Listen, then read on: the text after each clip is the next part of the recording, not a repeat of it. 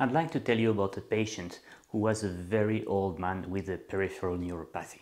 That man was someone I met at the very beginning of my career when I was at the end of my studies.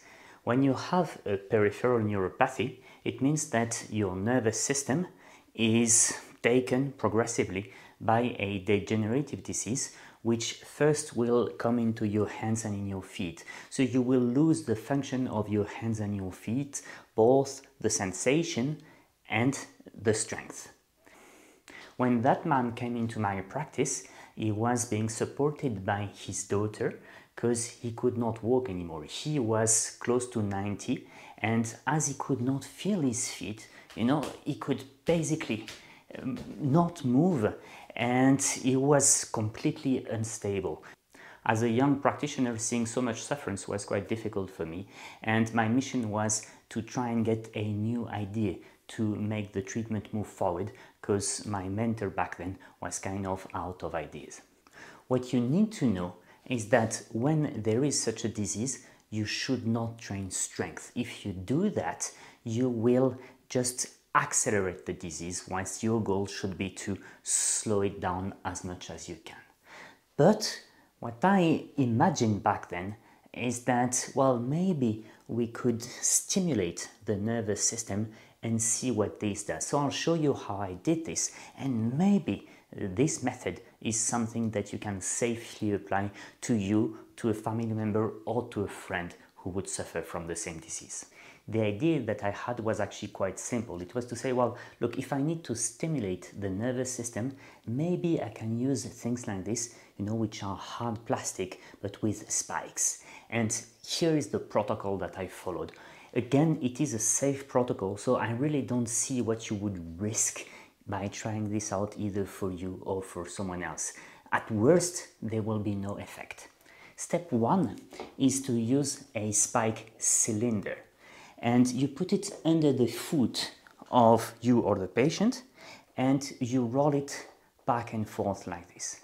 You see, this is a one-dimensional movement. It can only go back and forth. So we mobilize the hip and the knee flexuses and extensors, so the muscles that are there in the upper side and those which are on the lower side. You do this with one foot and obviously with the other.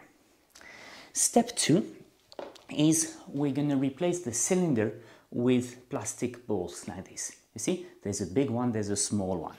And when you use a big ball or a small ball, doesn't matter, actually now there is a 2D movement. You can go front back, but you can also go sideways. So actually you need more control, and that means the activation of other muscles. So step two is to use each ball under each foot. Okay? Step three is, I think, the most important one of all.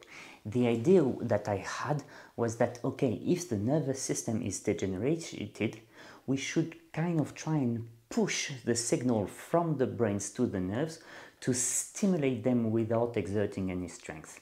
And by using this, we could foster neuroplasticity and therefore maybe prevent, say, a too high degenerative rhythm. So what I did is the following. I told the patient, look, you're going to close your eyes and I'm going to put something under your feet, either the cylinder or the small ball or the big ball. And you are going to tell me what it is. And you see, by telling the patient, you have to tell me what's under your foot, you focus all his attention in his proprioception to what's happening under there.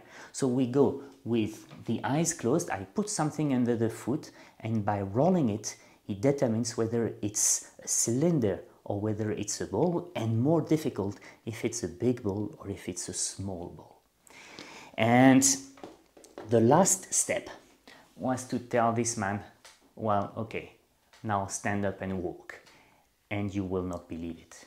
That guy who just 20 minutes earlier was coming into the practice unable to move on his feet, supported by his daughter, could now, after just 20 minutes, walk on his own, of course slowly, but in an assured way.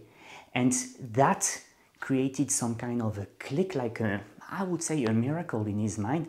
That guy realized that not everything was irreversible. And that is the first time that I had a patient taking me in his arms and crying because I had helped him so much, both physically and psychologically. So you see, with just 3 simple items, you can change a life.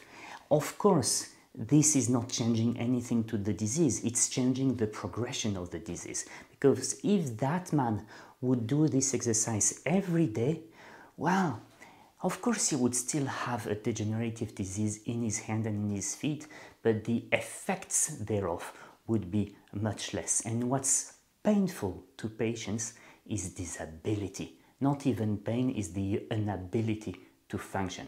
The day they can function better, they feel better. And this is valid for dramatic stories like this one. It's also valid for less dramatic stories. Therefore, the saying that I like to repeat in my practice, whatever be your health condition, if you use your body well, you're gonna feel better than if you use your body wrongly.